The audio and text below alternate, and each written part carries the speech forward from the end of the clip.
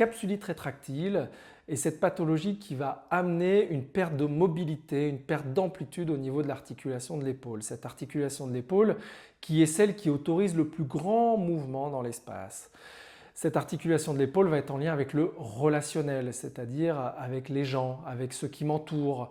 Ça va être repousser mon ennemi ou ça va être protéger quelqu'un. Et donc, si cette épaule me permet de mettre quelqu'un sous mon aile, si j'ai une capsulite, c'est qu'il y a une difficulté à pouvoir mettre quelqu'un ou j'aurais voulu garder quelqu'un contre moi.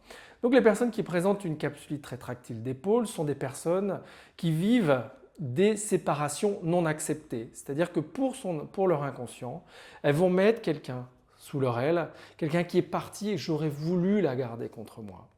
Et pour ça, j'ai un bel exemple que moi j'ai eu en séance et que je pouvais retrouver aussi quand je pistais à ce moment-là en tant que kiné à aller chercher les fragilités des personnes et pourquoi elles présentaient ces pathologies-là. C'est une personne que je suivais depuis un petit moment et rien n'y faisait en kiné. C'est très douloureux, ça peut être froid, ça peut être chaud, c'est inflammatoire, c'est hyperalgique à la mobilité. Quand c'est froid, ça peut ne pas entraîner de douleur, mais je ne peux plus bouger, je suis complètement dans une raideur. Et il faut comprendre pourquoi quel est l'intérêt biologique et l'intérêt de garder cette épaule ici. Il y a un intérêt et c'est ça.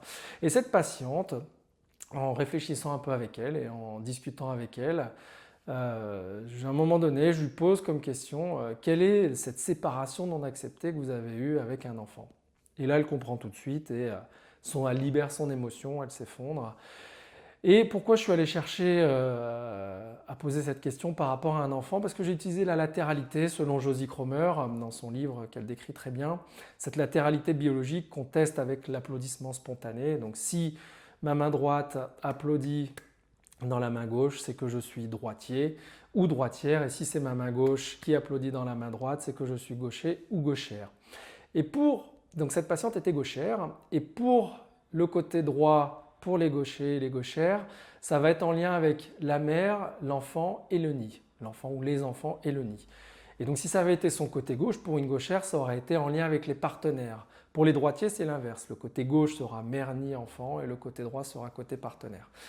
Et donc cette patiente, elle comprend tout de suite que c'est par rapport à un de ses enfants qui est parti faire ses études à l'étranger, avec qui ça a toujours été conflictuel. Et au moment où ça va bien, cet enfant part faire ses études loin. Au lieu de les faire là juste à côté, de rester au foyer, elle part loin faire ses études.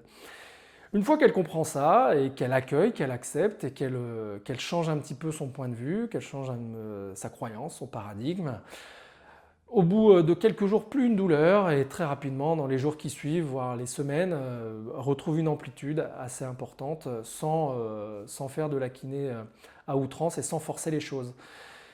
Le fait de libérer, ça lui a permis de retrouver sa mobilité, de se dire « Ok, je ne suis pas obligé de garder mon enfant contre moi ».